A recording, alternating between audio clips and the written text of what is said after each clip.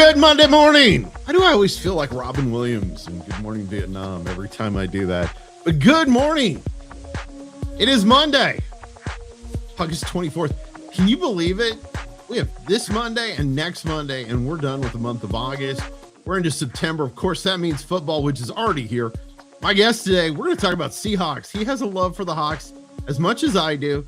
And I have FOMO because this past weekend, he got to be on the field during the Hawks and the Titans game. We're going to talk to him coming up. Matt's a cool dude. He has got a great event coming up, and we're going to talk to him. Yeah, it's football. It's that time of year. And no, if you're a hater or if you're one of my friends from Nashville, and I'm sure several of you are watching this probably because you should be working on this Monday. Yeah, the Titans won, but it doesn't count. So we don't care. If Sam Darnold had been in, if any of our starters had been in, it was not the same game. So I do like Cam Ward. I'm still on that bus. He played at Washington State for a year, then went to Miami. Dude's legit. I don't know what they need to do to fix what's going on around him, though. From the highlights I saw, yeah. So yeah, that's it on that. I mean, that's all there is to talk about. Seahawks lose. And the Mariners, I don't even want to talk about the Mariners. And of course, this is, of course, a national show. We're on a national network, and actually people around the world. There are people from England who touch base with me via the app and say that they watch the morning break. Of course, it's not morning there. But yeah, it's personal right now. The Seattle Mariners, and of course, I talk about Hawks and the Seahawks and the Mariners. Mariners look lost. Cade Anderson came up, did a great job in his debut. Dan Wilson should not let him go through the third time through. Yes, I heard the arguments online that he's an adult man and he should learn this. He is a young man who's still learning, and this was his first game. Dan Wilson, I am not a baseball expert, but you let him go through the lineup twice. You do not let a young man like that go through the lineup the third time. That I have vented now, and I feel better. Dan Wilson's got to go. I'm sorry. I like Dan. I've met Dan. Nice man. But Dan should not be the manager of the Seattle Mariners. I like Edgar Martinez. Met him too. Know him. Got a chance to interview him. He should not be the hitting coach. A brilliant guy. Knew how to hit. I mean, dude, I was a kid when he was hitting. So yeah, love Edgar. But no, it's time for a clean sweep. Stands need to do something there. So I vented early, got that out of the way. I feel better about my life now. I feel at one with my sportsness now in Seattle. Sportsness. Yes, I just made that up. By the way, I will celebrate after today's show. And I need to ask Matt this. I should have asked him ahead of time because we were talking. Today is National Waffle Day. So it's one of those holidays that I haven't in the past. It's not been on my radar, but today I'm putting it on, and I'm actually going to put it on for next year already. So here's something that I learned. So I used to hang out in Texas quite a bit. And I don't know if all of Texas does this, but a lot of people in Texas do. And that's on their waffles, which is National Waffle Day. They put peanut butter on there and then syrup over top of it. I will tell you this. It's insanely good. And it's the way I, most of the time, eat my waffles. Now, if I go to Waffle House, they actually have peanut butter chips. Not so good. Waffle House, Waffle House is one of those things. We'll talk to Matt about that. Waffle House is one of those things that it kind of hits just at the right times, but it's got to be the right time. Matt lives now, by the way, in Nashville. We're going to talk to him about an event he has coming up in just a few minutes time. And I'm excited about this, but National Waffle Day. What do you eat on your waffles? And for me, I use a lot of syrup. If I'm not putting peanut butter on, but the peanut butter, here's the problem with the peanut butter. And for you folks from Texas, I know you say not to put it on as heavy as I did, but I was having problems with it then running off, though it makes a really neat taste. Peanut butter and maple syrup, you can't lose with that. It's awesome. It is a Monday here on the Morning Break. Thanks so much for being a part of what we're doing. A lot going on. A lot going on with the network. Thank you again so much for all the cool stuff that you have been a part of over the last couple of weeks. More changes coming fall season, and we've got some new shows that are starting. Some of them have premiered kind of low key to let them get their feet under them, but we've got some great programming 24 hours a day, 7 days a week. We are your Christian app. You can take us anywhere you want to go. And that's the great part. My wife, of course, she loves to download it and have it on her phone. I love it on Roku or Amazon Fire or Apple TV. We have them on all because, when you own the network, you got to be able to check all of them, not showing off or bragging. They're just a necessity thing. But anyway, so that's what's to come today. A lot of great stuff happening on the network. We appreciate you, whether you're watching on the app or watching me on social media. And that's why I said a lot of my friends are watching, because they wouldn't be watching on the app because they're at work. So they got to like low key have it down on the side, but appreciate each and every one of them. Hey, you know what? I talk a lot about coffee because I love coffee. I do. I'm a coffee person, and I love the great folks at 7 Weeks Coffee. 7weekscoffee.com. Use the promo code ATV10 when you order. Again, that's 7 Weeks Coffee. 7weekscoffee.com. Listen, I've talked a lot about it. They've been a great sponsor for over a year and a half with us at Abundant TV. And their coffee is amazing. I talked about it when I was doing the fast in January, and I couldn't have any sweets. Their morning blend was awesome. I didn't need to have any cream. Didn't need to have anything like that. It was incredible. Go to 7weekscoffee.com. If you've never had an opportunity to have small batch, small roast coffee before, you need to do it. You need to try it out. Use the promo code ATV10 when you order. I'm excited about this one, not just because he's a fellow Seahawks fan, but because he's doing something that is really impacting the world, coming up with a conference this fall. We're going to talk to Matt after this. Behind every precious life, there was a choice. Behind every family moment, behind every special memory, there was a choice. A life of joy. A life that is beautifully and wonderfully made. At 7 Weeks Coffee, we are funding the pro-life movement, one cup at a time. Will you let your coffee serve a greater purpose?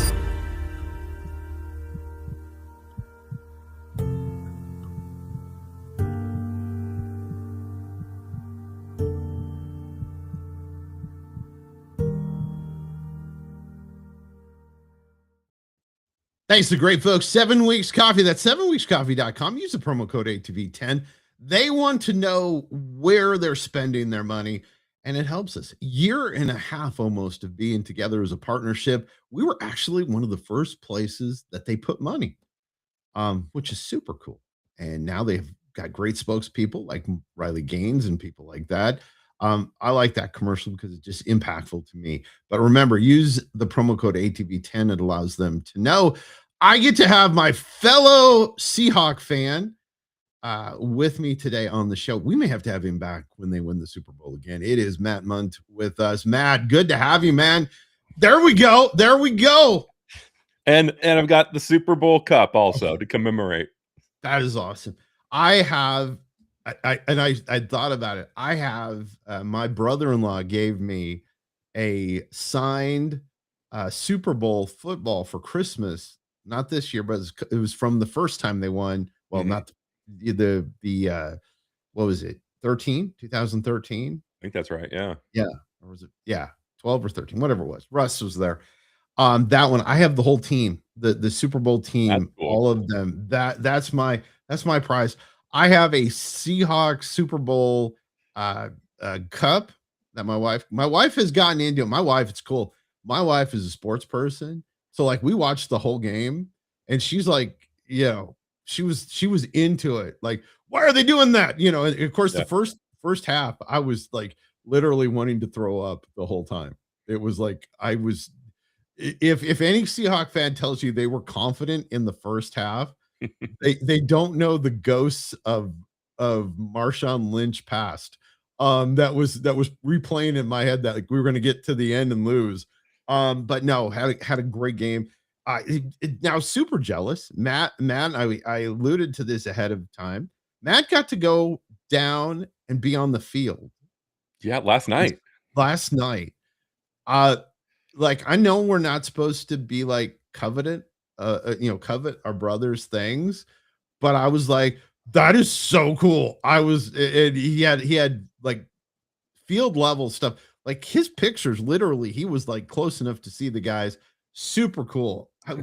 So whose idea was that? Was that your idea, or did somebody give that to you as a So gift? yeah, kind of crazy story. There's so Curb Word Records is here in Nashville, and they've got a suite there. So I know some people that work there. I've worked in the Christian music industry for 25 years now, and I was just expecting tickets to sit in the suite, watch the game, and my wife and I were like, let's get there early. Let's just walk down, stand front row, watch them warm up. And my buddy who got me the tickets had just gotten off the field, and he came up right where we were standing, and he was like, "Hey, use these." And so we hopped down on the field and took pictures. And I mean, yeah, literally 2 feet away from some of these, 300 pounds, 6'10" dudes. You forget how big they are. And see, the problem for me is how I would have a hard time acting cool, because I would be, and I've done it. And that's the sad part, is like in my brain, I had this whole running conversation the first time. It's like, Rob, you got to act like you've been here before. Act like, because Vince Lombardi, that was his, the reason why none of his guys ever celebrated in the end zone. He had a great statement. He said, act like you've been there before. My dad told me that when I was a kid. So here I am on the field the first time, and I am trying not to act. And it was stay cool. Act like you belong.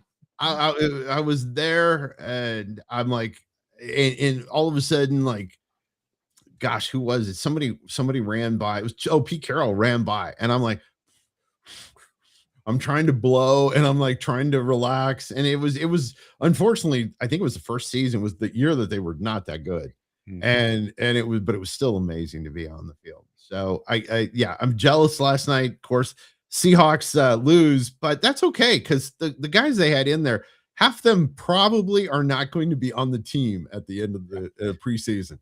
No, I got a little bit of trash talking this morning from some 49er fans of mine and friends.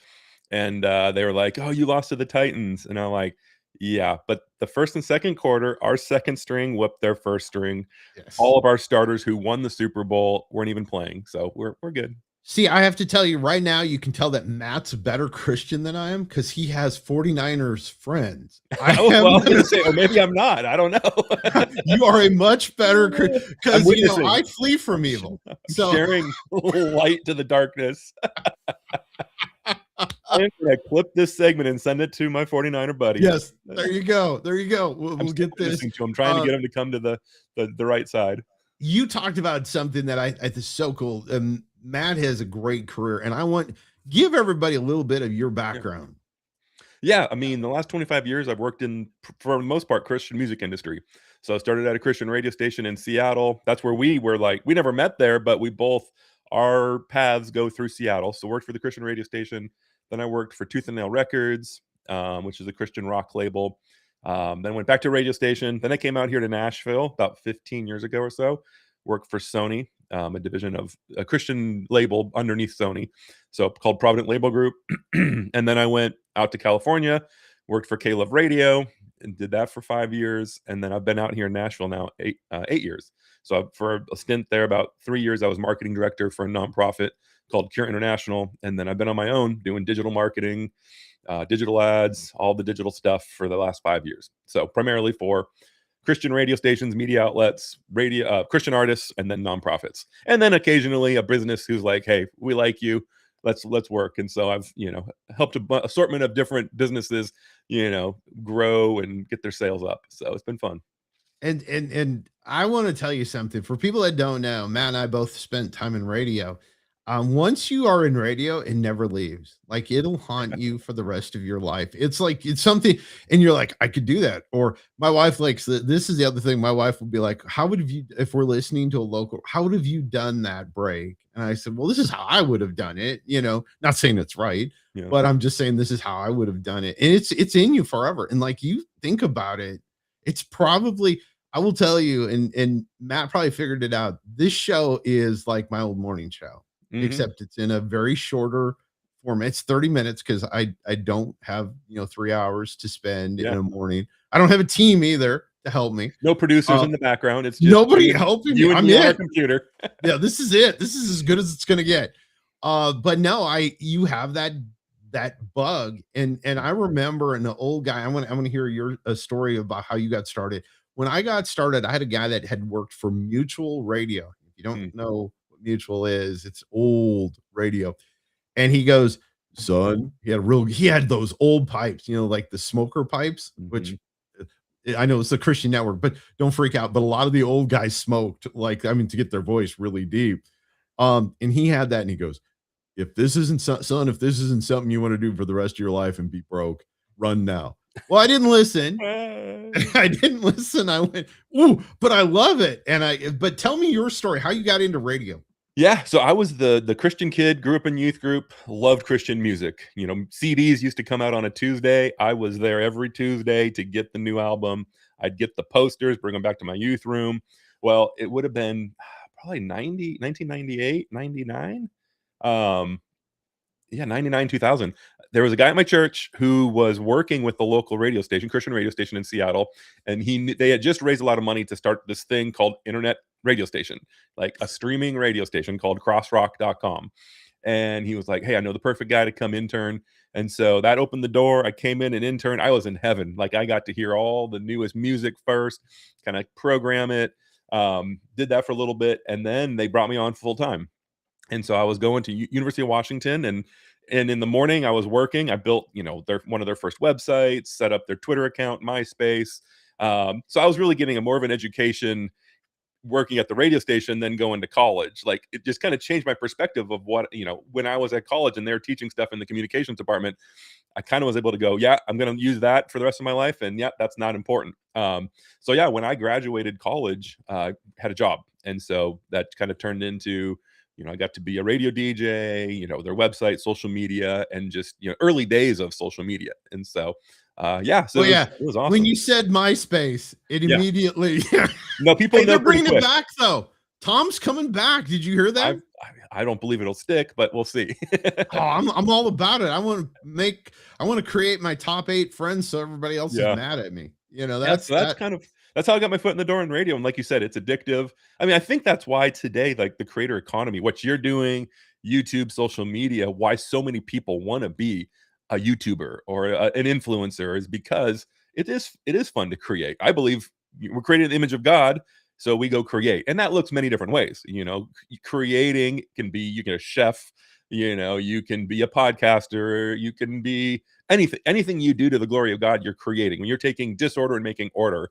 But we live in this world where, what we're doing right now on video podcasting is one of the biggest ways to create and reach people. Didn't you? I told my wife this. I said, man, it would have been awesome to have these pieces of technology when I was in radio. Oh, it would have been awesome. I mean, because we were doing phone interviews. It was Yeah. terrible. Yeah. It was awful. Hey, I want to talk about something I'm super excited about that you have coming up in just a short time. It's going to be in October, if I'm not mistaken. Yeah. Yeah. October 22nd and 23rd. It's called God Made. It's a God Made conference.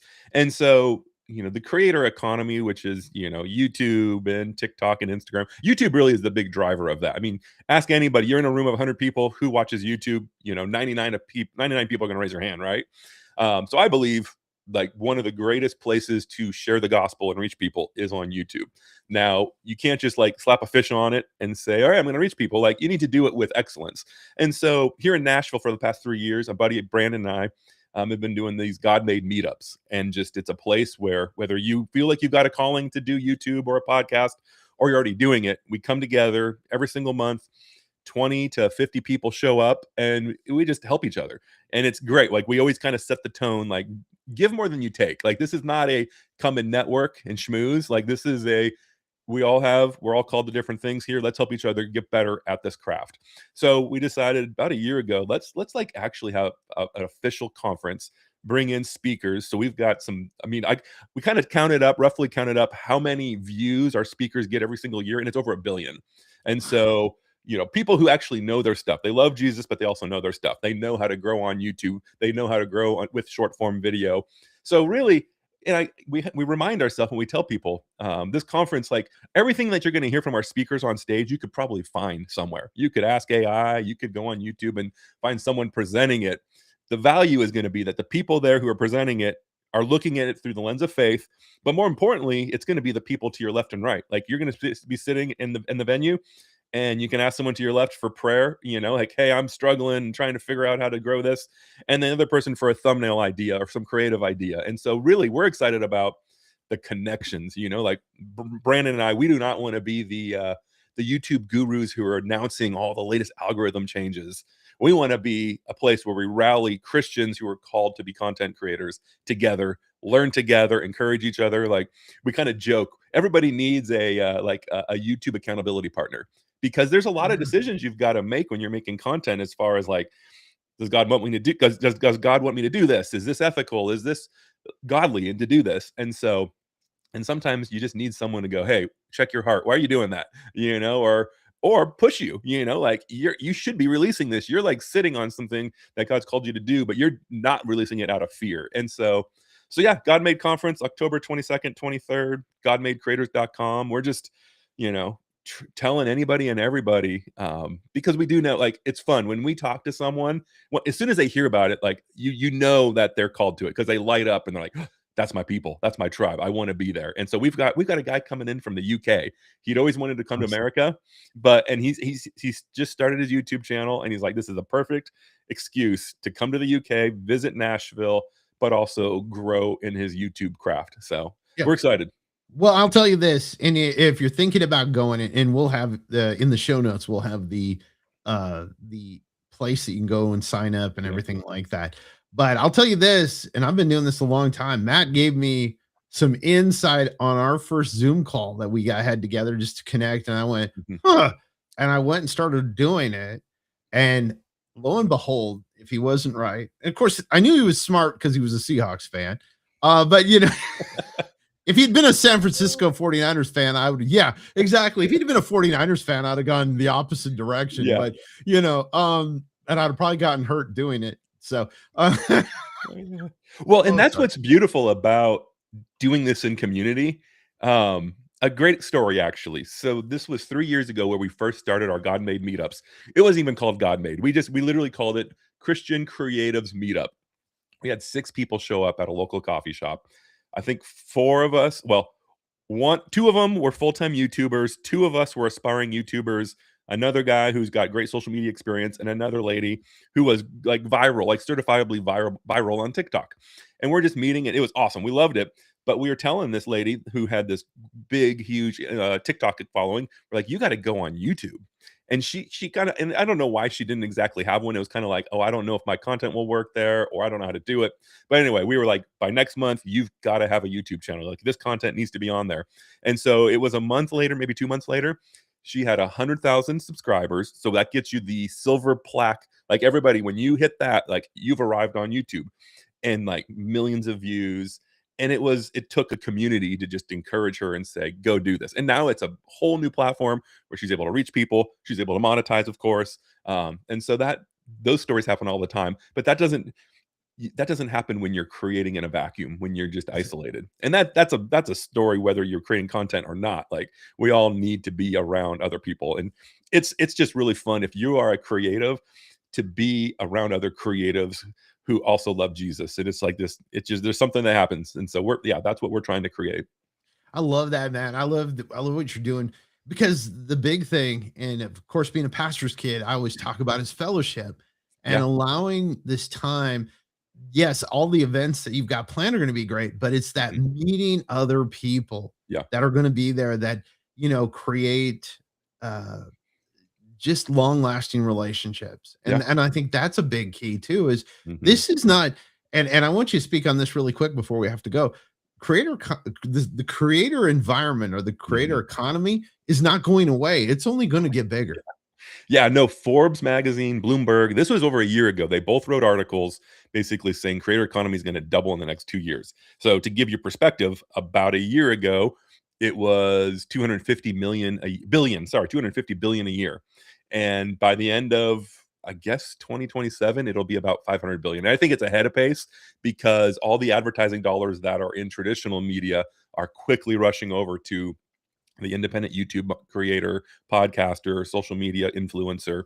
And so, yeah, like that's encouraging because doing this can be financially viable, but also, like, I've heard multiple people say, like, they believe if Apostle Paul was around today, he would have a YouTube channel because he would be able to reach people. And so, and it's, I love, Billy Graham built his huge movement a lot, obviously the Crusades, but also on radio. Like radio was the medium of his day. Well, today YouTube is the medium. That's where people are hanging out. And the great thing about it, there's no gatekeepers. So we need thousands, hundreds of thousands of Billy Grahams who are speaking to their own little niche of the world. Like, and you're not just, it's truly the world. And so, yeah, I love meeting people who they're like, I've got this idea. I think God wants me to do it. And I just like beat the drum of go start. You're not gonna, you can sit all day long trying to figure out, have the perfect launch, or you can go out and just start experimenting and nobody can tell you no. And, yes, you need to learn. We want people to learn the best practices, but you also, I think there's a lot of people who will like succumb to fear in comparison. And I've learned more since I've just launched my own YouTube channels by just doing it. But again, having those people to bounce ideas. I had a video, did nothing. It was kind of tanked. And a buddy of mine was like, hey, why don't we try this? Like, let's just change the thumbnail and the title of your video. And that video went on to get over 200,000 views and still getting views today, and that's the power of a community and having, because I worked on this video, 10, 15 hours. I'm kind of done. I'm like, all right, I don't know what else to do. Like, I thought this was a good video. It didn't work. The algorithm must hate me. No, the algorithm doesn't hate me. I just didn't play by the rules of YouTube. And there's, yeah, I love being able to collaborate with other people. And the goal too is like, I love sharing with you. Like, obviously we all have something we're working on and we want to go to a conference like this to figure out what's that nugget that I need. But we can also be the nugget and the encouragement to other people, and so that's our hope, is like everybody who comes to the conference, yes, they come there, they get the thing that they need to be able to take their YouTube channel to the next level, but also acknowledge the fact that you might be the answer. You might be the answer to prayer. You might have that idea, that inspiration that you need to give to people. And what's the ships rising tide raises all ships. All ships. What we want. Exactly. Hey, give everybody the website.